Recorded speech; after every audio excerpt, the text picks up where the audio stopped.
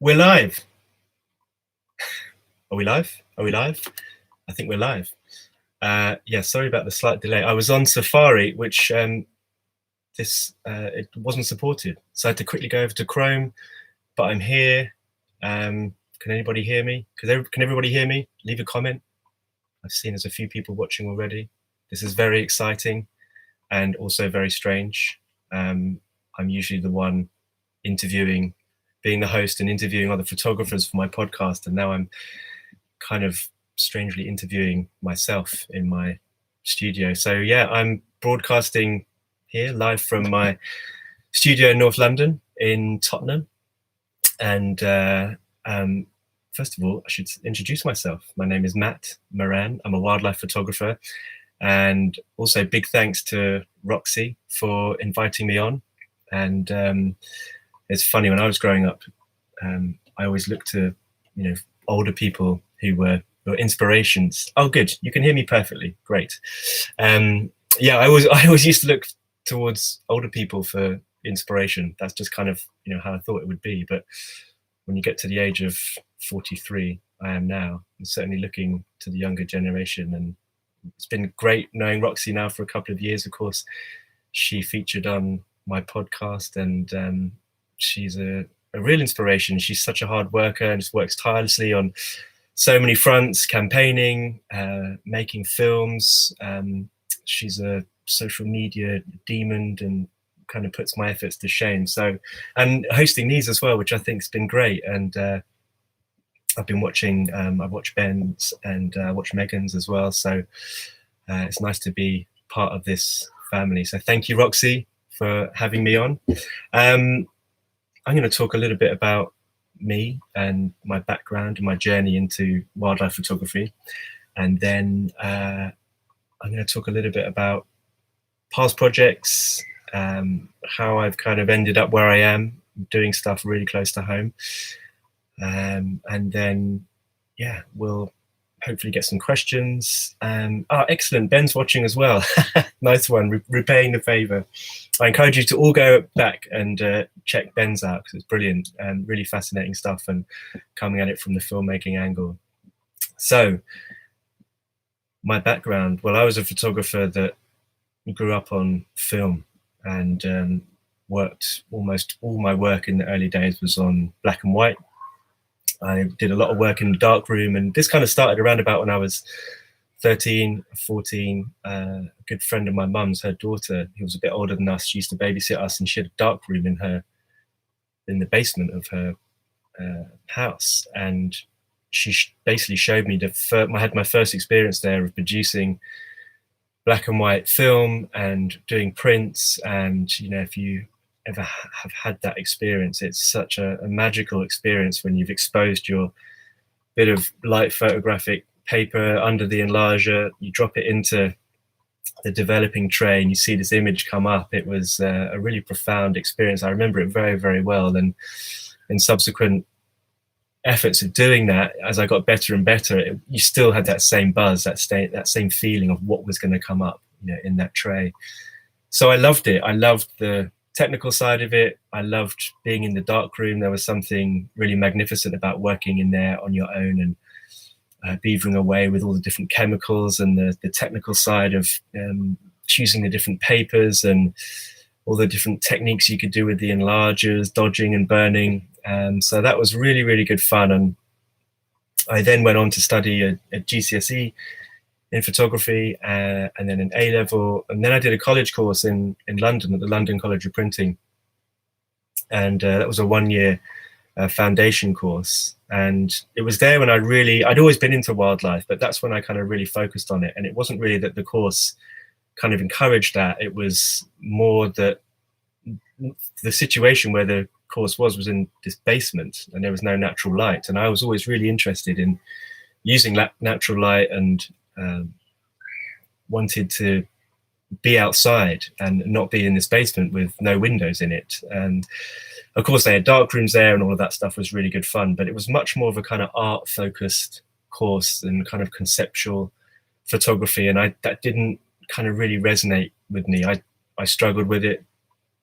I'm not knocking it. It just wasn't really my thing. And so I kind of found that all of my projects that I did throughout that year were outdoors, and I really liked the fact that you couldn't control it, and that you had to really think about the subjects you were going to photograph. You had to think about the times of day that you were going to go out. And so that really forced me to do all this work outside, and I found myself doing, stuff in local parks, and I did a project on tigers, and I went and shot stuff in London Zoo and at the Natural History Museum, and that was actually one of the last projects I did, and I got a distinction for it, and I remember just being really surprised. But of course, that was my passion, and that, I think, really came through in that project. And so going on from there, I always wanted to travel. I was always interested in traveling. I grew up in London, and whilst London's a busy city, it's so big and it's so spread out. I really wanted to kind of get out and experience a truer wilderness. And so photography really became this great excuse to go and travel. And I did a big trip in 2000 with a good friend of mine. We went to Africa. We bought a Land Rover, and we drove it through. Well, we bought it from in London. Actually, drove it through Europe and shipped it to Kenya. And we were 22 at that time. And it's funny now. I've got a daughter who's 2, and I've had the inevitable worries as a parent. And I sort of think back now to that trip and think, God, it's no wonder that my mum and my mate Josh's mum were worried about us. We were going to drive across Africa by ourselves, age 22. But, we were on it, and we did our research. We got this great vehicle, and we picked it up in Kenya in one piece, and then went off to the Masai Mara, went to the Serengeti, all those wonderful East African national parks, then down through Malawi and Zambia, Zimbabwe, Botswana, and we finished in South Africa. And that was over a year. And I did that trip with a manual focus. There was a Sigma lens I think I had on an old Nikon F301 film body. And I took maybe 150 rolls of film, mainly slide film, and came back with many soft out of focus pictures. But what a great experience. And after that, I was kind of hooked. And my friend Josh and I were talking about, what could we do next? And we then went on to think about, okay, so where else has great megafauna like Africa? Where can you go and see large concentrations of animals? And we thought, well, North America is magnificent. So a couple of years later, we did a similar thing, and we bought a Jeep in LA, and we worked our way up to Alaska, but we kind of headed east and traveled through the Rockies and up through Banff and Jasper. This was back in 2003, and I was still shooting film at that time. I'd got better gear by then. I'd sort of switched over to Canon. I was using their early image stabilizing lenses, so the images were coming back a little bit sharper, and that was magnificent. Going to see bears and wolves and moose and all these great species that exist in the North American plains and Rockies and mountains, and the landscapes, of course. And many people have asked me since, what's one of the favorite places that you've traveled? And I'd have to say Alaska is right up there, just because it's so wild. There's very few roads, and most of the places that we went to, we had to fly to on float planes. And there was one national park called Katmai where you get flown in, dropped off on a lake, just on the edge of a lake, so a big float plane industry out there, and then they turn around, fly off, and then you're on your own. There's no cars, no vehicles, and you walk everywhere. So that feeling of wilderness that we got in Alaska was magnificent. And by this time, my photography was improving. I think, when I got back from the Africa trip, I naively thought that, suddenly everyone's going to want this work. I was the only one out there doing it, and you're quickly humbled that there are many people doing it, even at that time, and that they're a lot better than you, and they've been doing it longer. And so, my journey in photography has been one of many rejections, and continues to be. And I think that's really important. I think you learn a lot from that. You learn how to be thick-skinned, for sure. Doesn't make it any easier. You still get upset if you don't get a commission, or if someone says they're going to buy your work and then they don't. Of course, you're human. But I think I think growing a thick skin is definitely something that I've learned over the years. And also just kind of playing the long game. You know, around this time, after coming back from that trip, I then did another trip to Southeast Asia.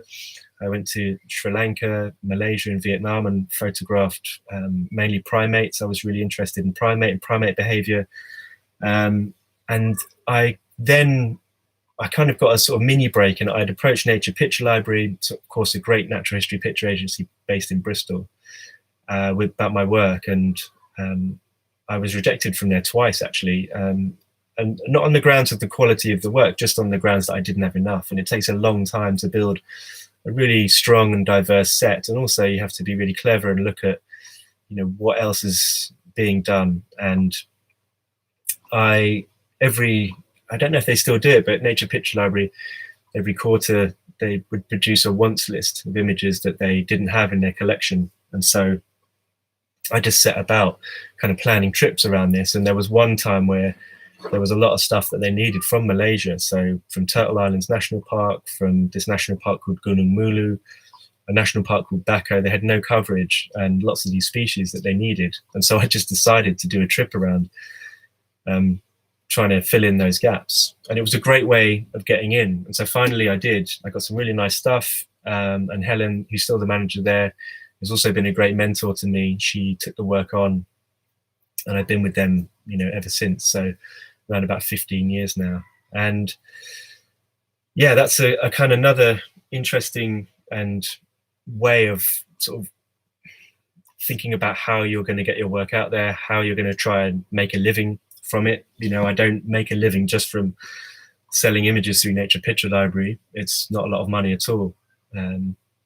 Since the digital revolution, it's kind of similar to the music industry, the amount clients were paying just sort of dove off a cliff, really. And so I then had to think about also diversifying. You know, it's all very well going out and just taking pictures that are going to go into a library that will sell and you make a few £100s a year. You have to think about, okay, if you want to do this professionally, how are you going to do it? How are you going to make the money?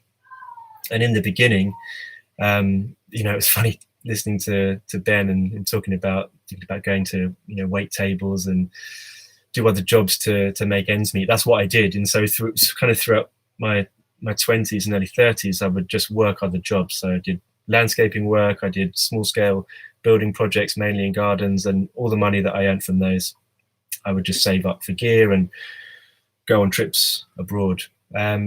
And it's funny now, looking back my photography where I am now, that I thought, you know, that was the answer. It was about going overseas. It was about seeing the exotic and photographing the exotic. And, you know, whilst I was really lucky, I mean, I did work hard to save for those trips and go out and do that. It was a great privilege, obviously, to be able to go and see and photograph all of those cool animals, you know, proboscis monkeys, orangutans, silvered langurs. It was just fantastic. And all the landscapes in and around those areas that you get to see, of course, wherever you're going to see big animals in national parks, the landscape itself is going to be beautiful. So I set about just documenting and covering as much as I could. And I think also learning on film for me was really good. And it's a tough way of learning. Of course, we didn't know any different, not seeing what you photograph instantly. So, you know, I used to have this notebook. I'd write down all the metadata, the shutter speed, the aperture, and it might be a few weeks before you then get that film processed, and then you have to kind of marry up, you know, with your 36 shots, you know, what your shutter speed was, what your aperture was, and learning, you know, that trying to capture a bird in flight, you need, you know, depending on the bird, more than 1,000th of a second, and it took a long time to learn that stuff. But it also, because you were paying for it, and this is something that I do with my workshop participants, and I run these workshops on Hampstead Heath, is you know, I say, you know, imagine, you know, how lucky we are now being able to shoot as much as we want, being able to look at the back of the camera and just see what we've shot instantly. So, you know, imagine if I gave you all 2 rolls of film, you know, you'd have 72 pictures, and you'd certainly think about the picture a lot more. You know, those films were £5 to buy, they were £5 to process, and that's before you'd done anything like scanning or printing. So it was costly, and it certainly forced you to think about the picture a lot more. And that's very much how I approach my work now, even with the luxury of being able to shoot away. It's just thinking about the picture a lot more. So yeah, I had done all these trips. I gathered all this content. I kind of got my foot in the door with Nature Picture Library, and then I mentioned that Helen was this great mentor to me at Nature Picture Library, and she said, you know, if you really want to get good pictures, you have to just do something that no one else has done before, and you have to do it really, really well, either, you know, on one animal or on one area. And I'd done a lot of traveling and taking pictures, so, you know, going to areas and spending a bit of time, but really only scratching the surface. And so it was my mission to kind of go in a little bit deeper. And actually, when I was on that trip to Alaska in 2003, my friend Josh and I visited Vancouver Island, and we'd never heard of it before. We visited a friend in Vancouver, and he said, oh, let's go over to the island. And I didn't know anything about it. And he said, oh, there's this great coast and there's surfing. It's a bit of a hippie town. And so we went and checked it out, and I immediately fell in love with this place and thought, wow, this is magical, and it would be a great place to base myself for a project. So, cut a long story short, I got in touch with a whale watching company and offered them use of my pictures in return for time on the boats.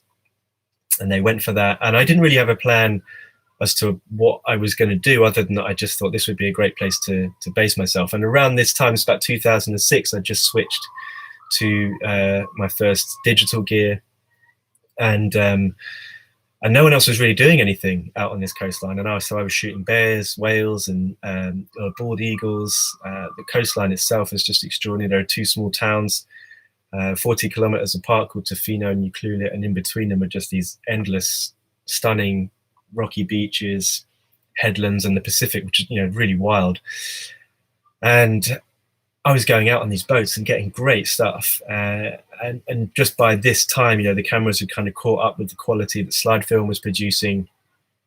And I just started to look to see what else was out there and being published on this area. And there's very little. There was a couple of nice books. And I just thought, well, this would be really good, you know, to produce a book. I've got all this great content. And I started, you know, making friends and getting access to boat so I could spend longer with an animal, and I got access to an aircraft. I was doing some aerial shots, so it started to grow into this bigger project. And then in 2011, so after 5 years of photographing there, I never lived there, but I just visited for extended periods. I then ended up producing my first book. It's called Vancouver Island, Barkley to Clay-Quat, and I'm sure Roxy will put some links to that if you want to have a look.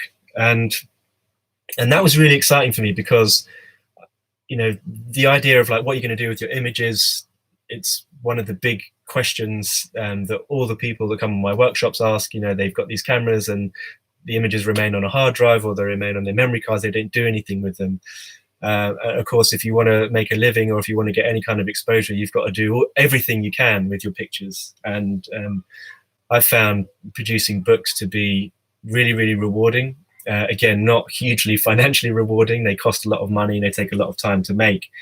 But what they do is give you this incredible access to, it gives you credibility. And on top of that, you're able to show people. And a good mentor, another friend in America, a guy, Jeff, a great photographer, said to me once, you know, producing a book will be your best portfolio. And he was right. And so after that, oh, thanks, Roxy. She's just put up the links. See what I said about Roxy? She's on it. Yeah, so after that trip, I bought this place where we live now with my partner and our daughter in Tottenham. And I often joke about this, but it's true that the funds did dry up for the exotic foreign trips. But I had done a lot of traveling, and, you know, I was thinking, okay, what am I going to do after this book? And I wanted to, well, every time I came back from trips, I'd always go up to Hampstead Heath, which is not far from here, about 20-minute drive. And when I grew up, I lived even closer, and so we could walk there. I used to spend a lot of time up there as a kid, and I used to go there in between trips just to practice. And, you know, if we're talking about giving advice on this YouTube channel, it's definitely one of the things that, you know, I bang on about all the time is just, you know, practice, practice, practice.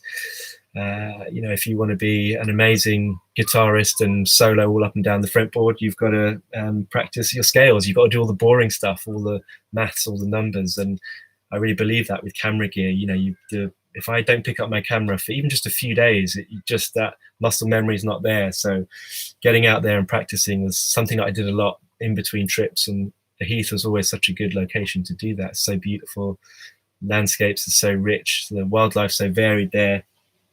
And then I had this idea to do a book about Hampstead Heath, and having gone through the process once already, it then, I wouldn't say it was easy, but the route to getting there was, you know, you're a little bit more clued up about, you know, the machinations of it all and how everything gets put together. So I approached City of London with this idea. They own and run the Heath, and long story short, again, they went for it. Same deal. You know, often photographers, and I'm going to talk more about this later, you know, we get a raw deal when it comes to people wanting to pay for our work, and that's something that I'm trying to address. And, you know, I've written this article about it I'm going to publish soon. Don't give your work away for free. If you're watching, you know, we are all providing a service. We all have skills that we put a lot of time and energy into. So it's really important that we're well paid for our work. However, having said that, what it can give you if an organization really doesn't have a budget and you're going to bang your head against the brick wall trying to get money out of them, is you can get access. And access is one of the best things you'll ever get as a photographer, filmmaker, you know, and you need help. You need teams of people to get you this access. So, you know, I could have gone and done this book on Hampstead Heath just by myself without asking permission. You know, it would have been illegal. I doubt whether I would have been approached. I rarely was when I was photographing there. But what the access with the City of London gave me was access to their expertise, to their ecologists, to their trees officers, to all the people on the ground that I became familiar with. You know, they became my eyes and ears. They would tell me when certain trees were in flower, where kestrel nests were.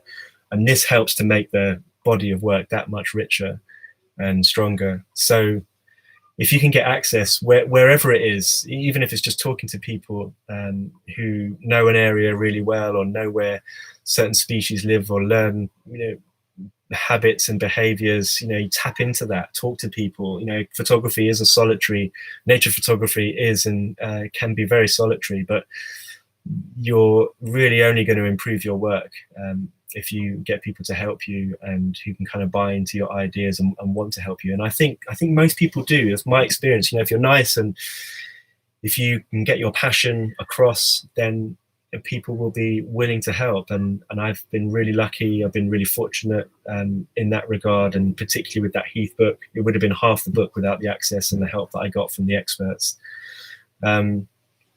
And so I spent 4 years photographing there. So I really I really enjoy doing long-term projects. I think it's how you get the best pictures. It's how you really learn about an area, and it's how you really learn about the animals that you want to photograph. And just by going back, you know, Ben mentioned this as well about persistence. You know, a lot of people mention or ask, well, you must be really patient. You know, they see the people waiting in the hides at the end of Planet Earth and Blue Planet. And of course, you do have to be patient, but I think, you know, persistence is much more key to getting good pictures, is just being, you know, bloody minded and just going back over and over and over again. Yeah, and that way you just become much more, I don't know, you just become much more, I say relaxed, because you're not really relaxed. You're on high alert when you're in a situation where you want to try and capture animal behavior, but you just become more familiar, I guess, with the surroundings, and you get to learn where the light falls on the land.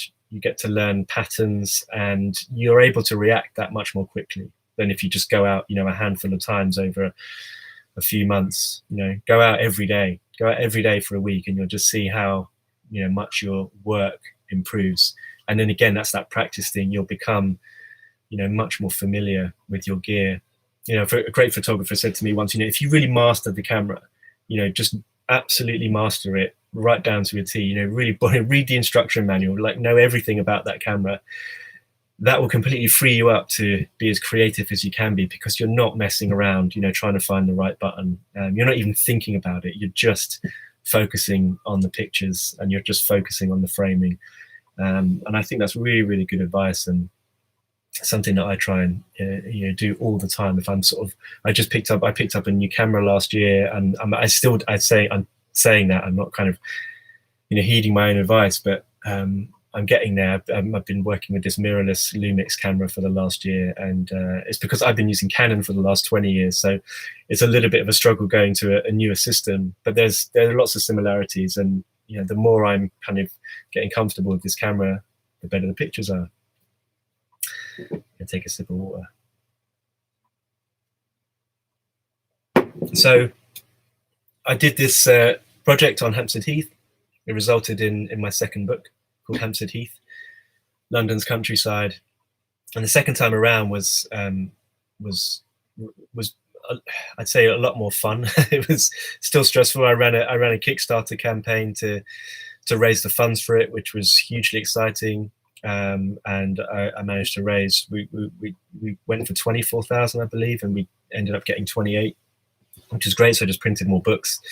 And again, having gone through that process, I was much more clued up about InDesign. I learned a lot about book design. I worked with really good designers, really good editors, who helped with the selection, with putting the book together. Really good color management people. So I think self-publishing is something that's it gives you so much power over the content and the control, but you still need to work in teams.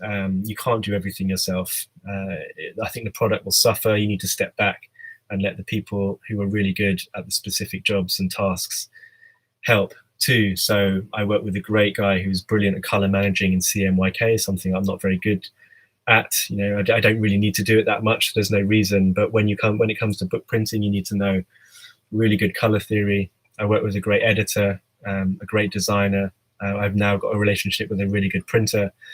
And I'm going to definitely go on and produce more books. I've realized, wow, I've been talking 25 minutes already, and I haven't even got on to shooting wildlife close to home, which I'm going to jump onto quickly now. But yeah, I produced, after this Hampstead Heath book, I then produced another book, which was a private commission for these landowners down in Devon. And the point of this, or telling you this, is that basically the last 10 years, all my work has been UK focused. Hampstead Heath, 20 minutes away. Okay, Devon's a little bit further, but it was still easy to get to, low carbon footprint as well. And that was a lovely job. This was kind of, I say, one of a kind. I've been trying to get more of these kind of commissions where I had full autonomy on the production and layout and design of this book that I produced for these landowners. I worked together with a nature conservation manager. They wanted to produce this book that talked about what they had on their land in terms of nature conservation and what they can do to improve. And it's a really lovely project to work on. You can find out, again, more about it on my website. And so this project pretty much started as the Hampstead Heath one finished. And then I kind of started to think about, okay, so what am I going to do next? And I often have my partner to Ro, who may be listening to this right now, thank for a lot of the decisions and that get made in my career. And this project, so I've been photographing foxes for the last 3 years, and I'm sure some of you are watching now will have seen that. It's pretty much, I get a lot of stick because it's pretty much my whole Instagram feed is full of foxes, but that's all I'm photographing right now. And I go back to the advice I got from Helen at Nature Picture Library, focus on one animal or one subject. And foxes are an animal that I've always been fascinated with, and wanted to really get good pictures of. And I've looked at the work of Laurent Geslin many years ago, and Sam Hobson, doing really, really good stuff in Bristol. And I thought, I want to challenge myself as well as a photographer who photographed these two areas and kind of shot landscape, shot wildlife, shot people and in the landscape. But what about just doing everything you've got, pour all your energy into photographing one animal and doing it really, really well? And so the challenge of that was right at the beginning. And I mentioned, actually, I should just tell you this quick story because it's quite funny. I was, it was on Boxing Day 2016, and my partner likes to walk after dinner, and I'm never really in the mood. I just want to like veg out, and but she, is always right. And so we go out and you always feel better. You get a bit of fresh air, it helps with digestion. And we'd walked up this street that we'd never been up before and turned around this corner, and we ended up in this cul-de-sac. There's this nice green, and there were these two foxes up on their haunches, like scrapping. And I was like, oh, this is brilliant. I'm going to quickly ran home and got my cameras. They'd stopped fighting by the time I got back, but they were just hanging around, and they were clearly well-fed foxes in the neighborhood. But it was a beautiful backdrop, a beautiful setting for great urban wildlife shots. You know, a row of unbroken Victorian houses, this nice green. And so I just started going there with, again, no real plan, but just wanting to photograph something new. And it became the birth of this big project. And one of the biggest challenges for me photographically was shooting at night. I'd never really consistently shot with flash before. And so this was my chance to really master that. And that's been great fun, you know, really frustrating. Most of the time, I always say, as wildlife photographers spend most of their lives frustrated. You know, the animal's not quite right in terms of its behavior, or, you know, the lighting's wrong, or you messed it up. So flash has been, you know, trying to get a handle on that. I'm not saying I'm a master by any stretch, but it's improved tenfold from 3 years ago. I've now got into using 2 flashes, triggering them remotely, and, you know, the results have been great and really, really good fun getting those nighttime shots, getting those urban shots, and trying to balance the light is one of the biggest challenges, you know, not completely blitzing that animal, but doing it subtly. And I think I've got, you know, a good handle of that now. And so that was really the first sort of few months I was just in the streets, photographing them. They would come close, they were curious, and, you know, the images started to get better, and it just became like this drug. You know, I had to keep going back. And so then I, talking again of access, got talking to this guy who came up to me in the street, a really lovely older guy, and he gave me access to the allotment, which was behind his house. I actually didn't know it was there, but of course it made complete sense that these foxes live in this allotment, and then they come out at night looking for food. And then, of course, you discover that allotments are such stronghold for foxes. You know, they're fenced off at night.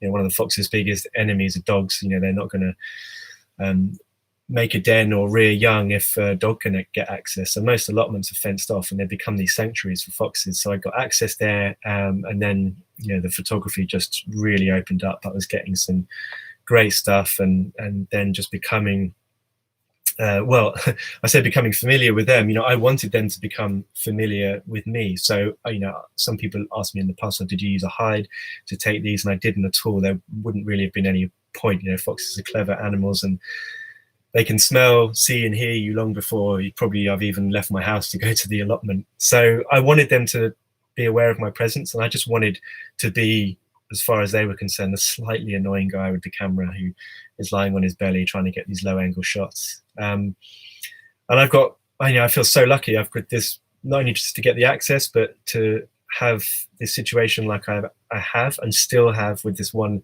vixen. If you go on my Instagram feed, almost all the foxes there are taken. Well, I say like 90% of this one fox. I mean, she's just been unbelievable. Most foxes, the average life for a fox in a city or an urban fox is only 18 months. So it's a pretty short life. Most of them end up getting hit by cars. Mange is a big issue. Other diseases, being killed by other foxes. So this female, she's been around for, this is her 4th year, and she's now, I see now, she's definitely got cubs again. So this is going to be the 3rd set of cubs that I know of. So I'm really excited to try and get some shots of them again this year. So she's kind of a wonder fox, really. I was out actually shooting her again last night, and it's been such a joy, you know. And I often say this because, you know, I've been so lucky, and I've traveled, like I said before, to South America, Southeast Asia, Africa, but I get just as much, if not more, of a buzz of just walking 10 minutes up the road to shooting these foxes, because you just don't know what's going to happen. You know, most of the time they're just trotting around, sniffing, digging a little bit, but sometimes you'll get some explosive behavior. And I've seen some brilliant things that, you know, I never knew foxes did. I got a shot again the other day of one drinking with its forepaws on the edge of this trough, almost giraffe-like, with its head down, drinking water. I'd never seen that in 3 years. I got some video footage last year of a cub eating figs. I've got some great shots of video shots of this fox making a bed high up in some trellis. And yeah, they're just fascinating creatures, and I think it's a really good subject to focus on. It's close to home. It's a big challenge. You know, everybody sees foxes, but photographing them is a different story. And you know, for me to really do justice, and I think, you know, one of the questions that Roxy had asked in the email to me before this was, you know, how do you go about telling stories with your pictures? And I think the thing to do is just to shoot the hell out of whatever subject it is that you're interested in. And they don't all have to be stunning. They don't all have to have beautiful light, but they just have to have, you know, to show some interest value. I think, you know, kind of more important is than getting one beautiful picture is getting, you know, a set of 10 really interesting pictures that can, you know, almost tell a story without any words. I think that's really, really important. So, you know, with this story, this fox story, for example, it's not just been in the streets and on the allotment. I've joined up with a rescue group. I've done some filming. I've, you know, got in touch with people who feed foxes quite regularly. I'm not personally into that, but I think it makes for a really interesting story. I don't kind of judge people that do. Foxes don't really need feeding. They're perfectly capable, which is why they're so successful, especially in cities, of making a living here. But I think that I find that whole fascinating thing of people wanting to feed foxes, and the whole people fox part of this story is something that I'm kind of moving away from the allotment and challenging myself to get different style of pictures. So, for example, on Boxing Day, I went to the first hunt visit that I'd ever done up in Buckinghamshire, and that was fascinating. And you know, I think, you know, doing a story about foxes, it's something that you really can't ignore. So, yeah, I think in terms of telling a story, it's really just about doing a lot of research, doing a lot of reading, looking at what other photographers are doing. You know, just Google or go onto the natural history picture agencies, go to Nature Picture Library, search in there, see what's being done, see what their collections are lacking as well.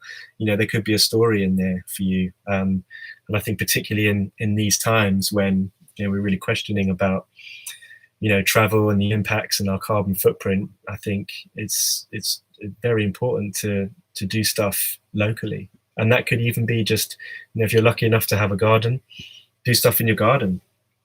You know, I interviewed Sam Hobson, and he said, you know, just be a really, really good slug photographer. You know, it's not a sexy animal to photograph, but, you know, how do you give personality to a slug or a snail?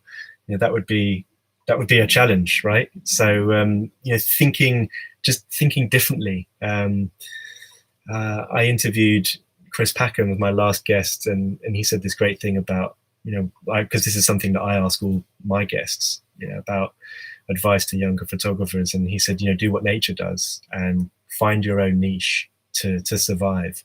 And that's hard these days. It seems like everyone is a nature photographer.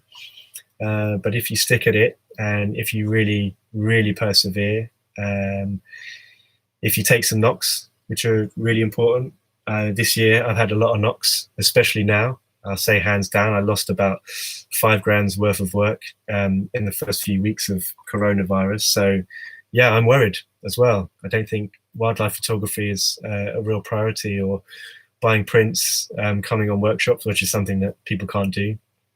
But yeah, buying nice fine art prints is probably not what people are thinking about right now. So yeah, it's not an easy, really not an easy living. But I think it's also about diversifying. I think that's one of the great things about the digital revolution, is that you can no longer just photograph. You have to really diversify. You know, I think that's what Roxy's great at doing. Most of the people that I've interviewed on my podcast are people that I have to really think. And I could, you know, also apply this advice to myself, you know, prioritizing, you know, where your efforts go, trying to get some quick wins in terms of getting some money in, and then looking at medium and long term as well. But yeah, things, you know, getting work published doesn't pay a lot, but it certainly helps to raise your profile. you get 2 or 3 good publications under your belt, winning awards. You can't put your life on winning awards. It's such a lottery, with especially something like the Wildlife Photographer of the Year, European Wildlife Photographer of the Year, British Wildlife Photography Awards. These are all great competitions to enter, and I've been lucky enough to win in all. But it took me 16 years, for example, to get something in Wildlife Photographer of the Year, and that was with the Fox meets Fox picture, the one with the graffiti fox on the wall. And I always just find that hilarious, that I thought the answer was going to Sri Lanka, Malaysia, Africa. But yeah, it was an image that was just 10 minutes away. So yeah, that would be my advice, my take-home message. Just do stuff locally. And it comes up a lot. It's not just me, it comes up a lot. Interview Pete Cairns. He lives in the Cairngorms National Park. All his work's in the Cairngorms National Park, and he is the go-to guy for images and filmmaking, or his production company, what they're doing there with Scotland, the big picture, all of that stuff is because all of those guys are close to that area doing that work.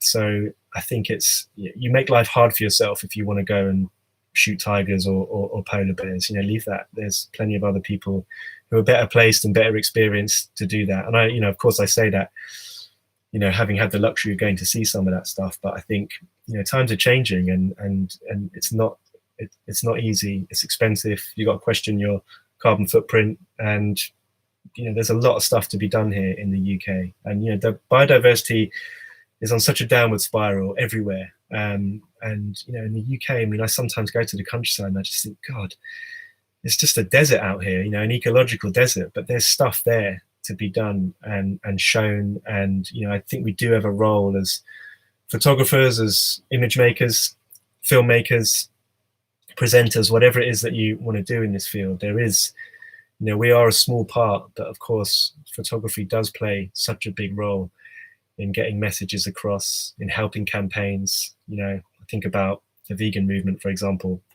I went vegan over a period of a few weeks, and a lot of that was to do with watching documentaries and seeing those gruesome pictures. And it has an impact. And I'm not saying that it has to be gruesome for it to have an impact, but telling stories and showing our work and finding subjects that haven't really been done that well. When I interviewed Neil, he talked about doing some great film work of this bee wolf, and all of that kind of stuff is small projects that are locally sourced, that are niche, that people don't know about, but there's great stories out there to be told. So I'd say go out and do that. That would be my advice. Go out and find something that hasn't been done, do it really, really well, read up about it, speak to all the experts, get the advice, make loads of mistakes, and you'll have a good story at the end of it.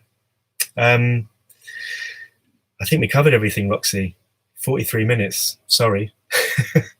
But yeah, I seem to just go on a bit of a roll. And if you want to find out more about me, you can visit my website, matthewmaran.com. Like I mentioned a few times, I host these podcasts, which I've been doing quite a lot of pushing on recently, getting them out there. There's a whole host of resources from different photographers and different people in the natural history field. You can go and listen to Roxy as well. That one's great. It would be great to keep the conversation going. So thanks again, Roxy. Thanks so much for inviting me on, and we'll catch up soon, no doubt. All the best.